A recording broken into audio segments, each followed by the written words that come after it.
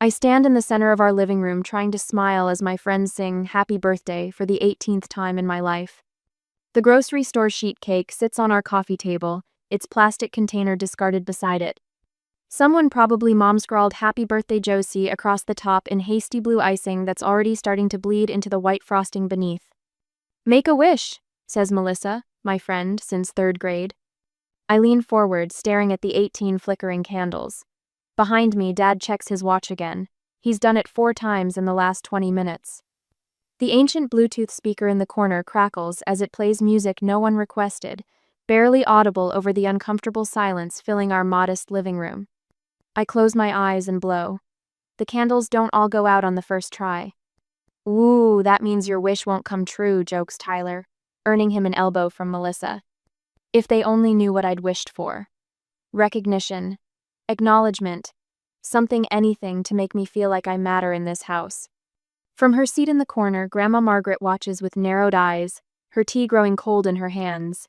She hasn't smiled once since Mom brought out the cake. She sees everything, my grandmother. Always has. My mind flashes back 4 years, to Sloane's 18th birthday. I was 14 then, standing in awe as 50 guests filled our backyard. Dad had hired a professional DJ. Mom spent 3 days crafting Sloane's favorite chocolate mousse cake. And when everyone gathered around, my parents had revealed their gift, a brand new Ford Escape with a giant red bow on the hood. Sloane had screamed with joy, hugging our parents as everyone applauded. Today, 5 friends sit awkwardly on our secondhand furniture. No DJ, no yard decorations, just a store-bought cake and the weight of comparison hanging heavy in the air. Time for presents, Mom announces with the practiced smile she reserves for situations she wants to rush through. She hands me a small envelope with my name written on it. I open it slowly, knowing already what little it contains. A gift card, $25 to the local bookstore. Thanks, I say, forcing enthusiasm into my voice. My friends exchange glances. They know too. Melissa brought me a limited edition vinyl record she saved up for months to buy. Even Tyler, who works part-time at his dad's garage, gave me concert tickets. But from my parents? A gift card smaller than what they give my teachers at Christmas. The silence stretches uncomfortably until I can't bear it anymore. Why is everything different for me? The words tumble out before I can stop them, my voice barely above a whisper but trembling with the force of years of unanswered questions. Dad's hand makes a dismissive wave. Sloane earned her celebration. Academic scholarship, captain of the volleyball team. You know how it was. We do what we can afford at the time, Mom adds, her practiced smile faltering at the edges. Things were different then. But they weren't. Dad's accounting firm has been successful for years. Mom's interior design business expanded last summer. The only thing different is me. My friends shift in their seats, suddenly fascinated by their plates of cake. The weight of unspoken truths fills the room, suffocating as summer heat. Then comes the sound of Grandma Margaret's teacup clattering loudly against its saucer. After all these years, she says, rising slowly from her chair, you're still punishing her for being born a girl. The room freezes. Melissa's fork stops halfway to her mouth. Tyler stares, wide-eyed. Mom. My mother's voice is sharp, warning. Not now. But those 4 words, not now, confirm everything in Grandma's accusation. Dad's face flushes crimson. Margaret, you have no right to. No right? Grandma steps forward, pointing a finger that shakes not with age but with fury. I watched you dress that baby in blue for months. Introduce her as Joseph to everyone you met. Until I finally put my foot down. The floor seems to tilt beneath me. Joseph? My vision tunnels as fragments of memory click into place the old baby photos with me in blue clothes. My parents' discomfort whenever relatives mention my infancy. Their persistent disappointment when I chose dance over sports. The push toward short haircuts until I finally refused at 13. Is that true? I whisper, looking between my parents. Their silence answers more clearly than words ever could. Mom finally speaks. Josie, it wasn't like that. We were just adjusting. For 18 years? Grandma challenges. Images flash through my mind, baby Josie in tiny blue overalls. My mother introducing her infant to neighbors as Joseph. Grandma Margaret's intervention when I was 6 months old. The reluctant transition to calling me Josie instead. Years of subtle neglect captured in birthday parties, Christmas mornings, school events where my parents arrived late or not at all. My friends begin gathering their things, squeezing my hand as they make awkward exits. Tyler whispers, "Call me later," as he slips out the door. Through the picture window, I see Uncle Robert's truck pulling into our driveway. Grandma must have texted him. Always my protectors, those two. My phone buzzes. Sloan calling from college, probably for the obligatory birthday wishes. She'll know something's wrong the moment I answer. I step away from my parents, cake untouched, heart splintering. In my bedroom, I lock the door and sink to the floor, the weight of 18 years of subtle rejection crushing down on me. So that's why nothing I do is ever enough, I whisper to the empty room. 2 weeks crawl by after my birthday disaster. I've been avoiding my parents, working extra shifts at the bookstore, catching rides with Melissa, or taking the bus 13 miles each way. The silence in our house hangs thick as winter fog. I'm arranging books on the fantasy shelf when my phone buzzes. Mom's text reads, "Come straight home after work. We have something for you. Asterisk." My stomach tightens. The last something they had for me was a $25 gift card. Uncle Robert offered to pick me up, but I text him back, "Not today. Parents want me home." Asterisk. His response is immediate. "Call if you need me." Asterisk. When I arrive home, both my parents stand in the driveway, Dad jingling a set of keys in his hand, Mom wearing her church social smile. Behind them sits a silver Chevy Malibu, suspiciously clean, its paint gleaming in the afternoon sun. "What's this?" I ask, keeping my distance. Dad extends the keys toward me. "We wanted to make things right. Just like Sloan got at her age," Mom adds, her voice tight around the edges. My chest flutters with cautious hope. Could they actually be seeing me? After 18 years of looking past me, could one confrontation have changed everything? "It's yours," Dad says. "Got it for $850 online. Great deal." $850. The number sinks in my stomach like a stone. Sloane's Ford Escape cost nearly $20,000. "We'll cover insurance for 4 months, Mom says, hands clasped at her waist.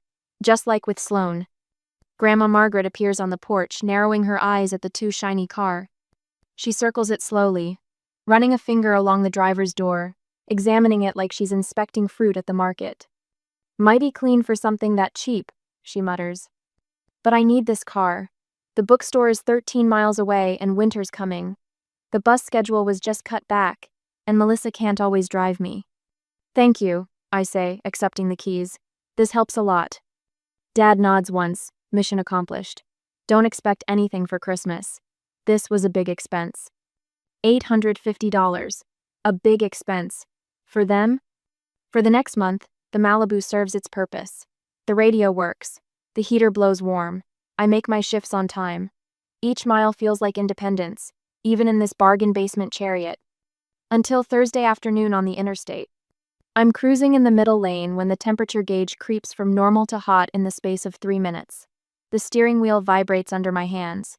A new warning light flashes on the dashboard. "No, no, no," I whisper, searching for the next exit. There isn't one for miles. White smoke begins billowing from under the hood, thin at first, then thickening until it obscures my windshield. Cars honk as they swerve around me. The engine makes a terrible knocking sound. I ease onto the narrow shoulder, heart hammering against my ribs, semis thundering past mere feet away, rocking my car with each pass. When I turn the key off, the engine makes an ominous gurgling sound before dying. With shaking fingers, I call Uncle Robert. "I'm on my way," he says immediately. "Don't get out of the car, too dangerous there." 90 minutes later, Uncle Robert's truck pulls up behind me, hazard lights flashing. His friend Mike from the auto shop follows in a tow truck. Mike barely glances under the hood before shaking his head. Blown head gasket, classic case. At the shop, Mike points to a crusty residue around the radiator cap. "See this?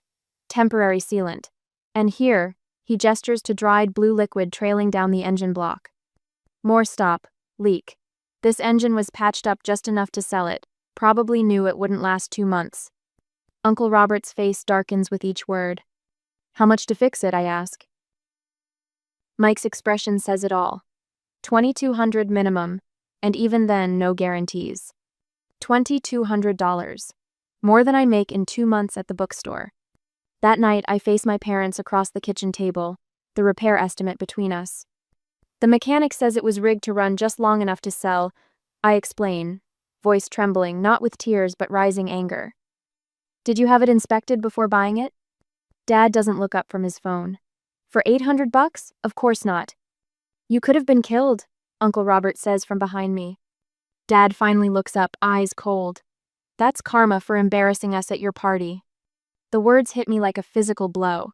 My mother busies herself at the sink, scrubbing a already clean pot, refusing to make eye contact. You never wanted me to succeed, I whisper, the truth dawning bright and terrible. Oh, here we go with the dramatics, Dad says, standing to leave.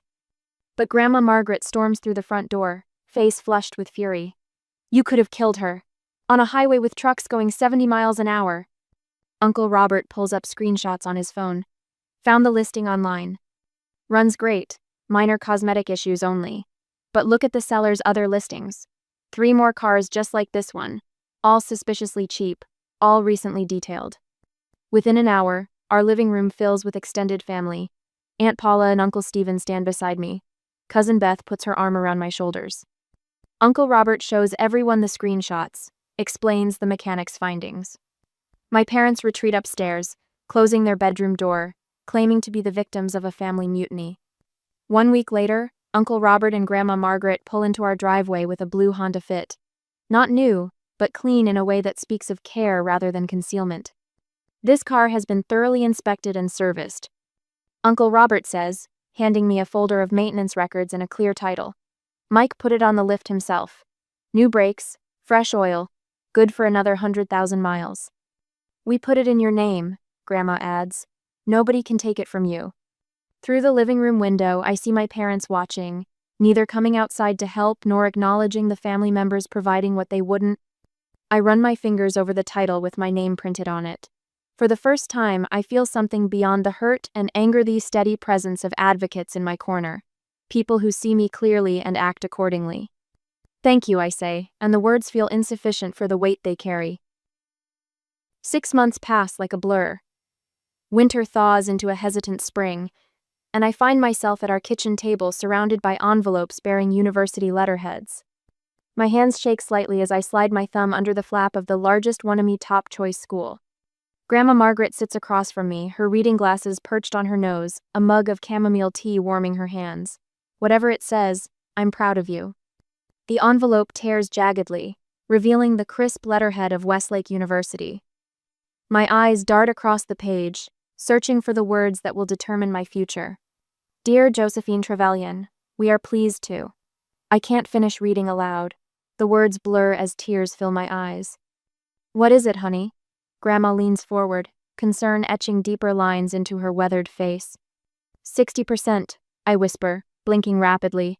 Academic scholarship, 60%. Grandma's hand flies to her mouth. Oh, my stars. I slide the letter across the table. Grandma's fingers tremble as she lifts it, eyes widening as she reads. A single tear tracks down her cheek, catching in the crease beside her mouth. This is... She removes her glasses, wiping her eyes with the back of her hand. This is extraordinary, Josie. The kitchen door swings open. Mom breezes in with grocery bags, hair freshly highlighted, not a strand out of place despite the spring drizzle outside. Any mail today? She asks casually, glancing at the pile of envelopes.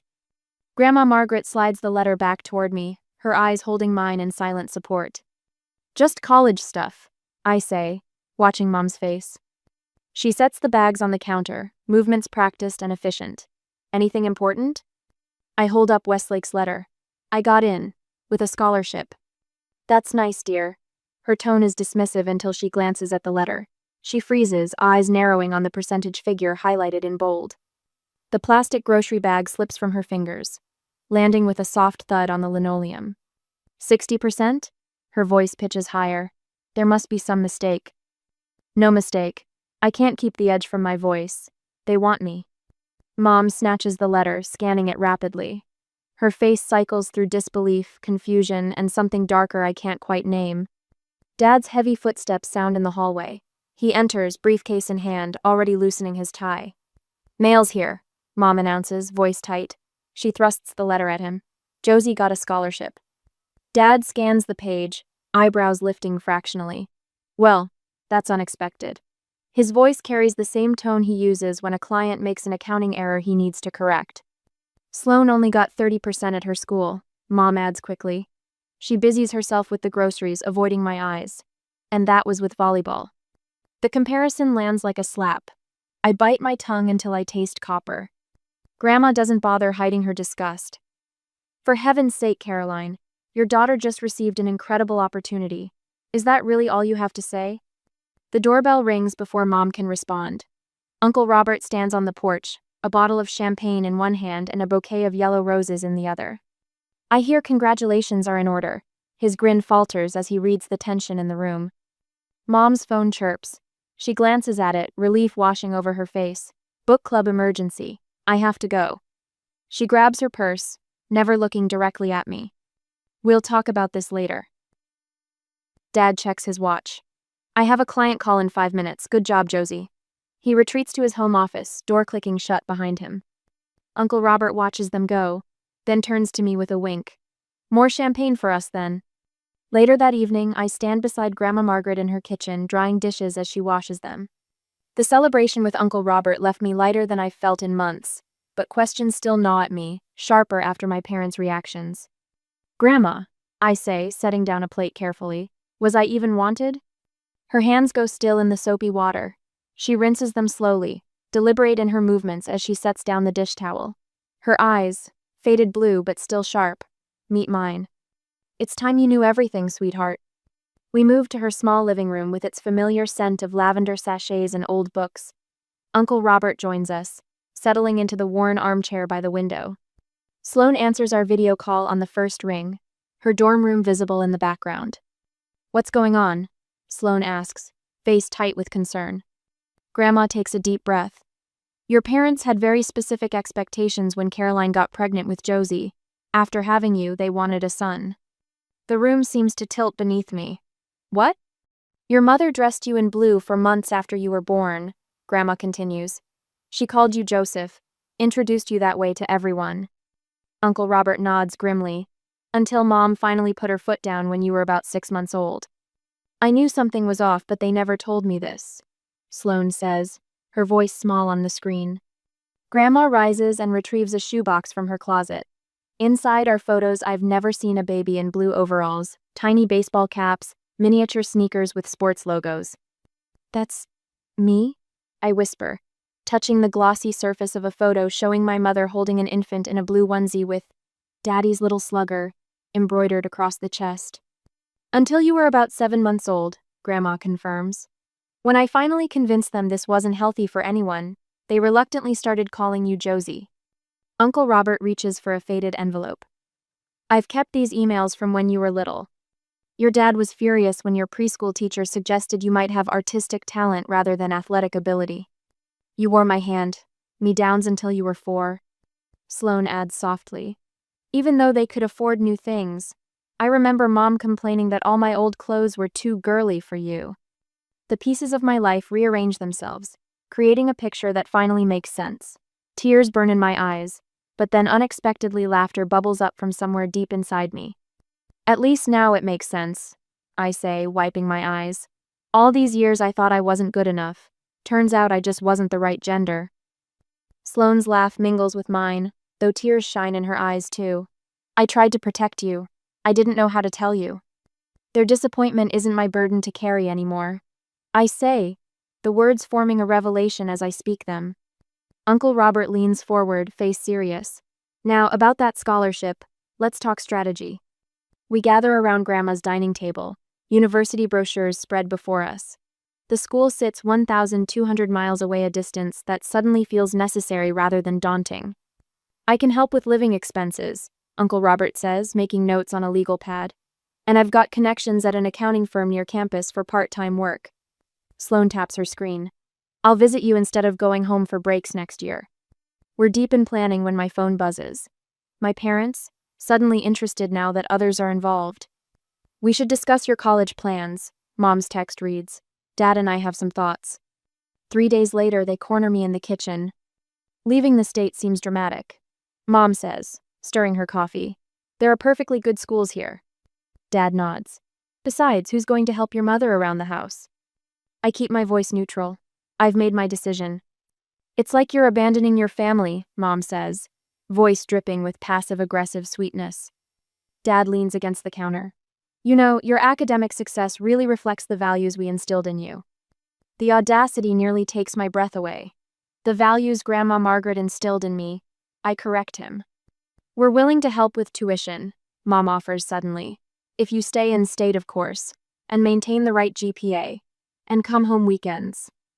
I think of all the strings that have held me back, tangled around me since birth. No thank you, I say quietly, meeting her eyes directly for the first time in months. I've got this covered. Their matching expressions of shock almost make me laugh. They never expected me to refuse. They never expected me to know my worth. But I do now. And I'm not looking back. Day before moving, I fold the last of my t-shirts and place them in the duffel bag splayed open on my bed. My childhood room looks strange now, walls bare where posters once hung, shelves empty of books and trinkets. The space feels hollow, like it never really belonged to me in the first place. From the hallway, Mom hovers in the doorway for the third time this hour. Don't forget to pack a raincoat. The forecast says thunderstorms next week. Already packed, I answer without looking up. She lingers, fingers tapping against the doorframe.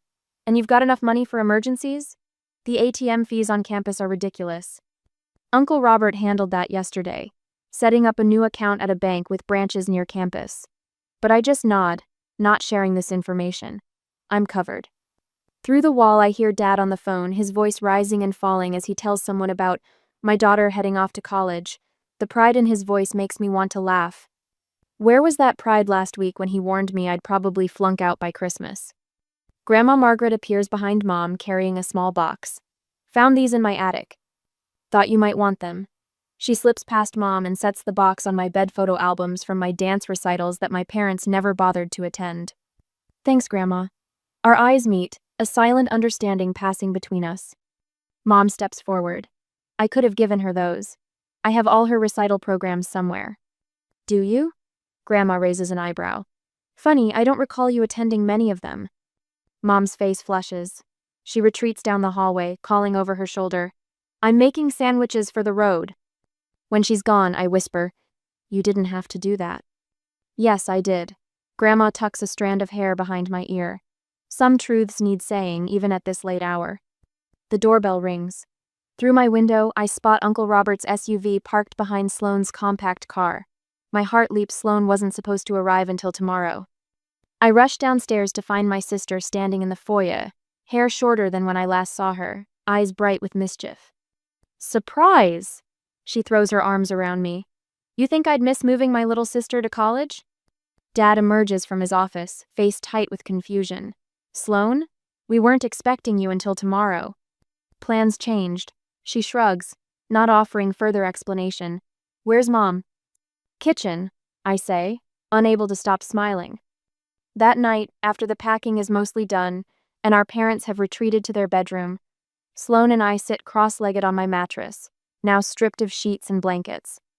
Remember when we used to build forts in here? Sloane asks, running her hand over the bare mattress. You always made me be the prisoner while you were the guard. She laughs softly. Yeah, I was a bossy kid. The moonlight slants through my window, casting half her face in shadow. She looks older suddenly, tired around the eyes. Sloane? I hesitate. Were they different with you, better? She snorts. Better? Number. Just different. She looks down at her hands. Being the favorite wasn't a gift, Josie. It was a cage. What do you mean? Every achievement had to be bigger than the last. Every decision scrutinized to make sure I was living up to their expectations. She meets my eyes. At least they left you alone enough to figure out who you actually are.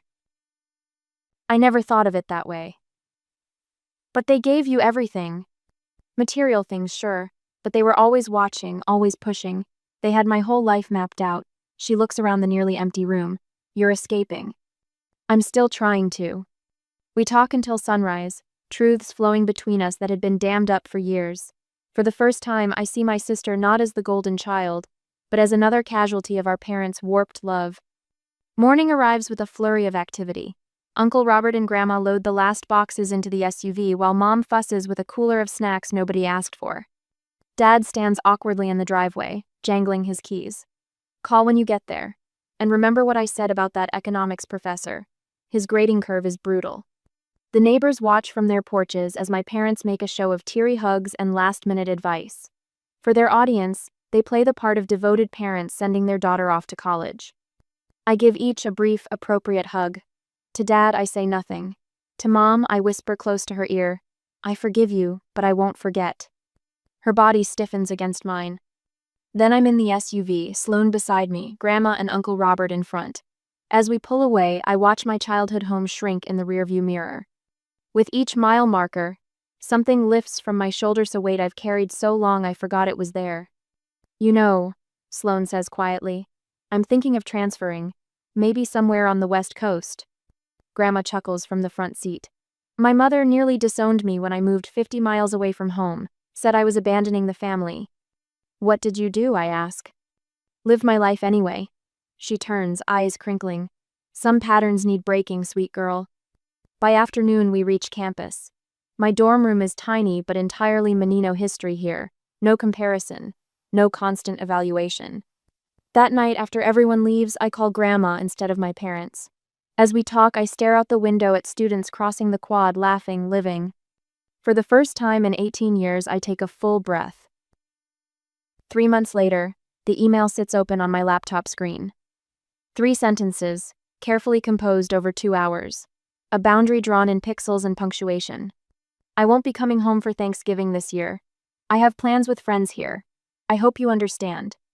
I read it again, cursor hovering over, send. 3 months at university have built a foundation beneath me, Dean's List midterms, new friends who know nothing of Joseph, weekends free from the weight of constant comparison. The thought of returning home makes my chest tighten. My phone lights up. Sloane's name appears on screen. Did you send it yet? She asks when I answer, her voice crisp against the background noise of her apartment.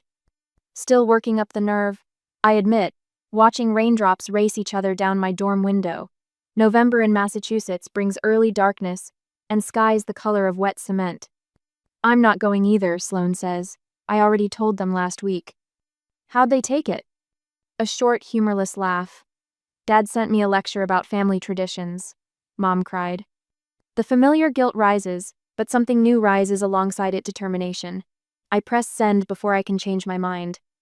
Done, I say, the word carrying more weight than its single syllable suggests. Good for you, Sloane says. Boundaries, right? That's what my therapist calls it. The response comes faster than I expected. My phone buzzes with 3 successive texts from Mom, each more laden with emotional leverage than the last. Family needs to be together on holidays. What will we tell the neighbors? Your father and I are very disappointed. Then my phone rings. Dad. I let it go to voicemail. Grandma Margaret calls an hour later. They've been blowing up my phone, she says without preamble. Trying to get me to convince you. What did you tell them? That sometimes boundaries need to be clear. Her voice carries the steadiness of someone who's weathered many storms. Stand your ground, Josie. The week brings escalation.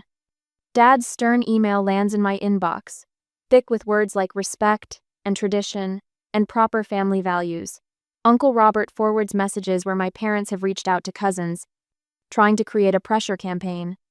The final blow comes on Saturday morning. A text from my neighbor back home. Sorry you couldn't get time off work for Thanksgiving. Your mom says you're working so hard at your campus job. Hope your boss gives you Christmas off at least. I sit on my bed, staring at my phone. The lie they've created wraps around me like old, familiar hands. Then Mom's message arrives. Since you can't come to us, we'll come to you. Dad and I will drive up Wednesday afternoon. We've already booked a hotel near campus. My fingers shake as I type my response. This isn't a good time for a visit. I think we should consider family counseling before we meet in person again. The reply comes within seconds. Therapy is unnecessary. We've always been supportive parents. I close my eyes, feeling the weight of 18 years of denial pressing down. When I open them, I text Grandma Margaret and Uncle Robert, then Sloane. Within an hour, our counterplans are set. Wednesday afternoon finds me sitting in the Golden Bean, a coffee shop 3 blocks from campus. I've chosen a corner table with 6 chairs.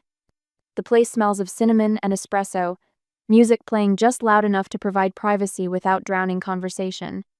My parents arrive first, 10 minutes early, Dad checking his watch as they enter, Mom scanning the room with anxious eyes.